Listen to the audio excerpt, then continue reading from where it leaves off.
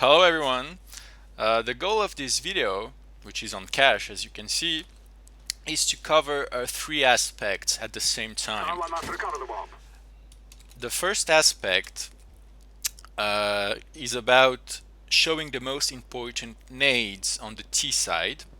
The second aspect is to show some strats, three simple strats, one on A, one on B, and one about taking mid control. And the third aspect is to discuss some strategic aspects of the map. And I'll try to cover these three aspects all together in this video that I will try to keep as short as possible, of course. So let's start with the A execute. For the A execute, you need two duos of people working together. The first duo plays at main. You have one entry fragger at main who always holds his weapon in hand, always.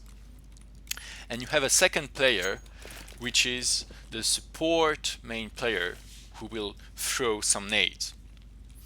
The second duo plays squeaky.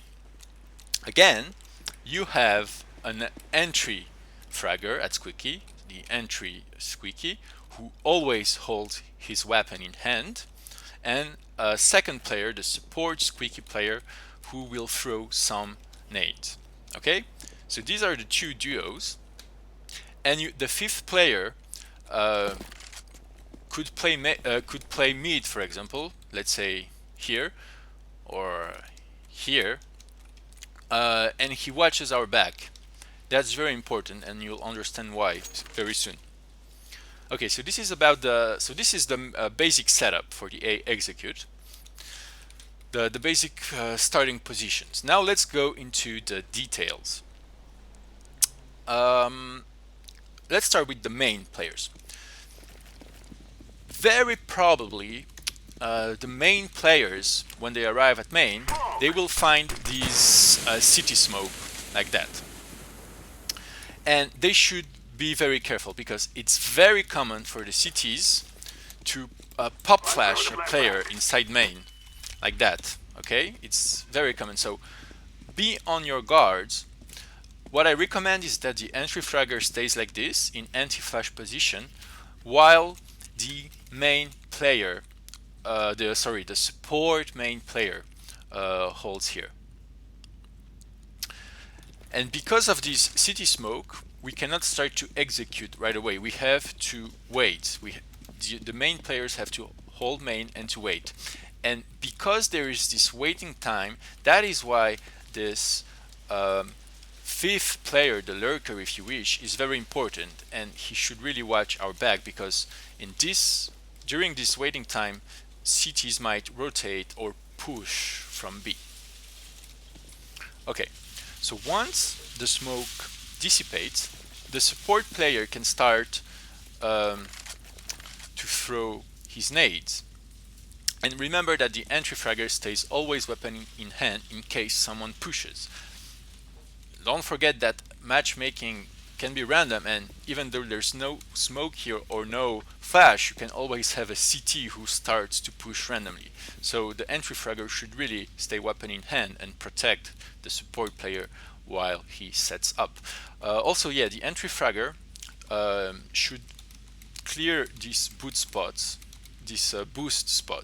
and should not pick this line and should not pick this line. So he should not go over this point, like this is fine, this is not fine, this is fine, no more than that. So the support main player throws first the highway smoke like that. This is the highway smoke, all right? Then this is optional. He can just pick this line, but no more. Not pick this, okay? Just pick this line, the NBK line, just like this a bit, to see if there is someone. If he thinks it is safe to do so, the support main player can throw the NBK Molotov, okay? Once the NBK Molotov has been thrown, the support player throws a pop flash for A main.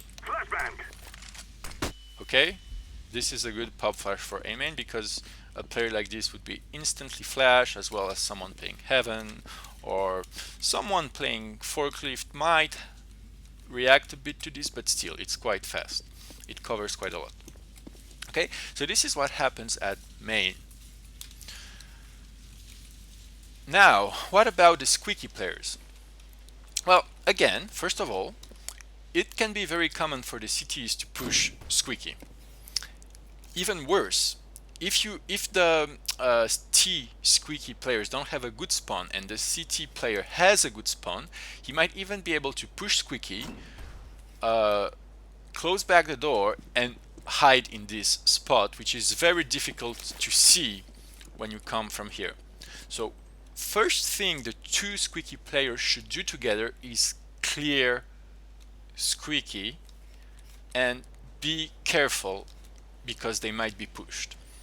Once they take squeaky control, the support squeaky player goes back and gets ready to throw this smoke. So he should wait for the support player playing main. He should wait for his signal basically, because that support player playing main knows what's happening. He knows when the CT smoke dissipates, and he knows when we are ready to execute. So he waits for the squeaky support player waits for the main support player to throw this smoke, and they throw their smoke together. So this is the second smoke, the A site smoke. All right. So this smoke with this smoke should be thrown together. Once the squeaky player has thrown this smoke, he goes fast to squeaky and pop flashes squeaky door as such. Oh, I failed. I will do it again properly. Like this, okay? And then the two squeaky players are ready to push in. This flash, again, should be thrown at the same time as the pop flash thrown by the other support player, okay? So these two flashes should be thrown at the same time, and then we can push all together. So this is basically the A execute with the most important nades for the A site. I want to show you two bonus smokes if you want. The first one is to smoke highway,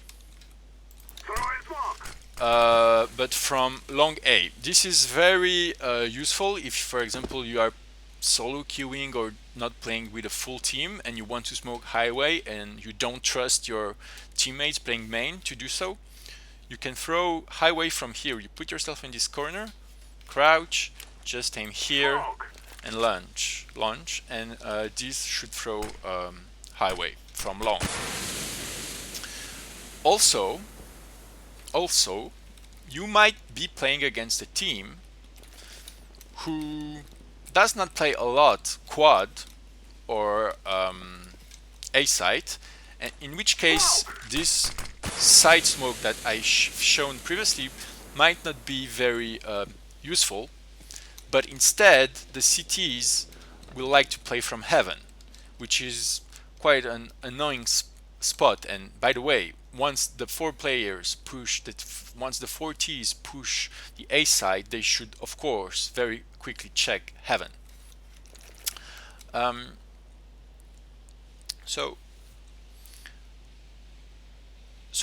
instead of throwing this smoke, you might want, this is optional and it's a bonus, instead to throw this smoke for heaven. Now I'm using the jump throw script, by the way. You throw this smoke, which will smoke the corner of heaven, as in this way. Okay. What you might also want to do is you hold the map, You wait for the city smoke to dissipate. Once it starts to dissipate, you call back the lurker, and the lurker can throw instead this balcony smoke, and this way you can have 3 smoke. You can have the balcony smoke, the highway smoke, and the A-side smoke. That's another possibility. Okay, and final words about pushing the side. So you will have these smokes. The 2 players coming from main, they should quickly check heaven. They should clear forklift, but it's not recommended to peek over to peek beyond forklift. Like, don't peek, for example, car, because it's very common for a city to pre-aim this spot where I am right now, so you will generally lose this battle. So just clear forklift, but don't go beyond. Same story goes here on the A side. Of course, clear NBK quad, but don't peek highway, because again, it's very common for a CT just to wait here like that. And there's no point in dying for nothing here, okay? It's better to hold the side passively. Okay, so this is the A execute, and I've also shown some bonus smokes if you wish. Now the B execute. The B execute. This execute relies on all 5 players. There's one toxic player. I would recommend the toxic player to be the op player if we have an op. One could then we have one duo, one couple playing main, and one couple playing checkers. Okay? And again, in each couple, very important, there's one entry fragger who always holds a weapon and is ready to fight, and a support player who will throw some nades. Now, first I'm going to show what each of these 5 players has to do, and then I'll try to put this all together. Okay, let's start with the toxic player. The toxic player goes to be like this and throws the B main smoke. This is the B main smoke. It covers B main and allows the checkers players to go checkers without being seen, and hopefully without being shot by the CTs playing B. Once the toxic player has thrown this smoke, he pop flashes. I'll put the smoke again. Once he has thrown this smoke, he pop flashes checkers like this. You align this edge of the wall with this edge over there. You align them. Then you go to this line, aim just below, walk just a bit and throw. And this creates a pop flash for checkers.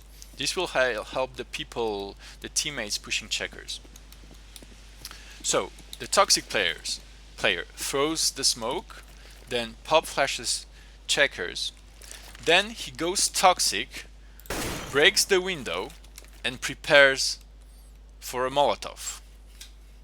And later on, soon after that, he will throw this. Oh, sorry, I'm stupid. I shouldn't have walked.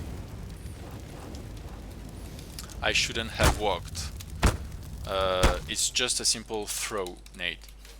My apologies. So just aim here, just below the top edge of the corner, and throw. And this will Molotov this part of the B side. Okay? So this is what the toxic player has to do. It's quite simple. Smoke B main, pop flash checkers, Molotov the side, and then you can watch our back. With an up, that's a pretty good position to hold. Or you can do like that, and you can also assist people in checkers from people. You can help them to fight people coming out from vents. All right. The next role I'm going to show is the support player playing main. So the support main. The support main comes here like that, and the first thing he does is this flash. Just this. Because it will flash someone who would come, a CT coming to hold this line, or who wants to go checkers. Then what this support main player does is, so here this will be the smoke thrown by the toxic player, and then the support main player throws this Molotov. Again, align these two edges, aim just to the left of this line, go down up to here, run and throw. And of course I missed it, which is very unfortunate after some practice. Let me do it again properly.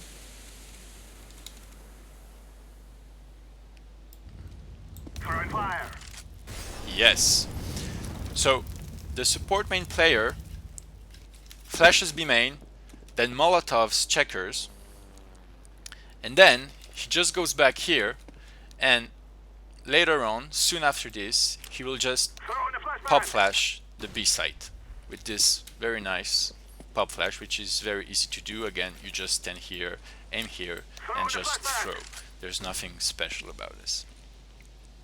So this is the support player at main. Now let's talk about the support player at checkers. This player comes here like that from T-spawn, weapon in hand, and he will push with the two other players, the two entry fraggers. He will push checkers. Okay, two important things before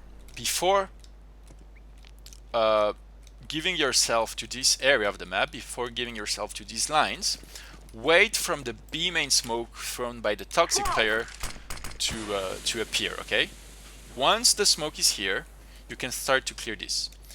Then remember that the toxic player will pop flash right here checkers. So be ready for that pop flash and then push all together. So I'm talking here about the support checkers player and the two entry fraggers. You push checkers, and remember there will also be a Molotov thrown here by one of your teammates, so you can clear checkers. Once the support checkers player enters this area, he should first clear until here. So don't go beyond this point. Don't do that. Don't do that. This is silly. This will be Molotov later on. There's no point in clearing that. You just risk to lose a duel. So clear until here. Okay. Normally it's very uncommon for CTs to stay here. Okay. And once you have cleared this, just aim, walk, and run to smoke this. Then throw a silly flash. I call this a silly flash because it's very easy for a CT to see it coming and like just turn away, you know? You throw this silly flash, which is the goal of this silly flash is to bait CTs. They think, oh, they are throwing the flash, and then they're gonna push. And just after having thrown this silly flash, you throw the true flash, the pop flash. Boom. And then you can push. Now, so I've talked about the toxic player. The toxic player who smokes B main, who then pop flashes checkers, and who then Molotovs the site. I've talked about the support main player, who flashes B main, who Molotovs checkers, and who then pop flashes the site. Now I've talked about the support player at checkers, who pushes checkers, who clears B entry, who smokes B entry, who throws a CD flash, and who then pop flashes B site. And they're just left now to talk about the two entry fraggers. And this is very easy. Entry fraggers just stay weapon in hand. The entry fragger playing main will push checkers, then go back main, and will push the site once the pop flashes are thrown. The entry fragger playing checkers pushes checkers, then waits for the support player to throw everything, weapon in hand, ready to fight back if someone pushes. And once the pop flashes are thrown, he pushes. That's all the entry fraggers have to do. But even though they don't have to throw nades, they're very important because they are the ones who ensure that in case someone pushes, the CTs will be punished. Okay, they are our first line of defense, and they should be always ready to fight. Like, they just have to focus on their crosshairs and on the timings, like wait for the pop flashes. And okay, something I should said now is that once we have taken control of checkers, there should be like once we have taken control of checkers, the support checkers player should say, okay, we are ready, and he gives the signal. He says, I throw the silly flash. Once he has thrown the silly flash, immediately after, the toxic player throws the Molotov, and immediately after, then the checker support player says pop flash, and when he says pop flash, he throws his pop flash, and the support main player throws also his pop flash at the same time, and then we go. Now, important considerations about this execute. It requires all 5 players to be on the B side, so it should go fast. It should be very fluid, because if it takes too much time, like, everyone should be on point with their nades and what they have to do. If it takes too much time, then it gives the opportunity to CTs to backstab us. Okay. And about backstab, so once the toxic player has thrown everything, he should watch our back, and once the support checkers player has thrown everything, the pop flash, and maybe he could take a peek here or cover his teammates who are going on the side, then he should really just focus on vents. We are very exposed to vents, so it's very important again that the toxic player watches our back, and that the support player at checkers watches our back for vents, and then we should be good. To finish the B section of this video, just two additional smokes that are useful, for example, when you are solo queuing or you're not with a full team, or for example you are going, you have faked A and want to go fast to B. If you want to smoke the B entry here coming from B main, you just do like this. Okay, you just aim there, and okay, you aim here and really walk a lot and throw it almost at the last moment, so that it goes very deeply here. Also, how to smoke heaven. In this case, you align this edge here with the lights there, and you align this edge here with this corner here. Okay, then you aim just here, so you see this axis here, and you stop at the edge of this door, and you just walk a bit and throw, and you have smoked heaven.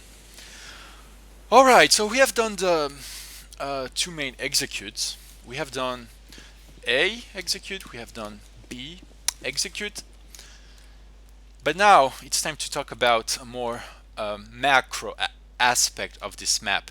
This map is very, for example, different from Dust 2. In Dust 2, mid control is basically almost given to the Ts, right? On Dust 2, it's very hard for the CTs to have mid control. They could push it sometimes, but they cannot really hold it, and they don't really have control of it. And so it's very easy for the Ts, when they have taken cat control on Dust 2, to decide to go A or to go B, mid to B. This gives them a lot of freedom. On cache, it's really the opposite. It's very hard for the Ts to take mid control, and mid control is very important.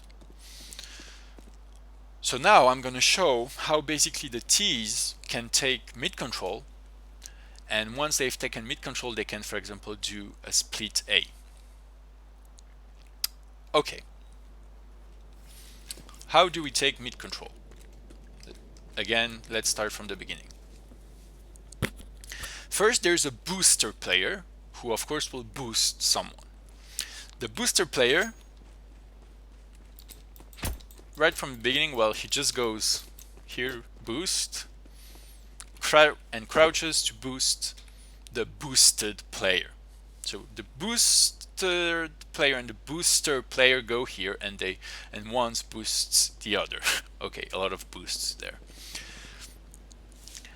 Once the booster player has boosted his teammate, he goes back mid, and he will push mid later on. Okay, so he goes back mid. While this boost happens, we have a support mid player. So he should really throw the smoke once the boost is happening. He throws this Z smoke. It is called Z because it lands right here, and this is called the Z. Okay, so the support mid player throws this Z smoke.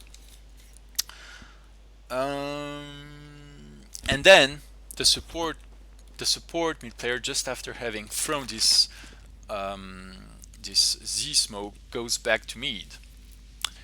He will be joined by the booster players. He goes back to mid and throw a very simple pop flash, and then pushes mid with the booster player. While this happens, we have the last two players playing at long.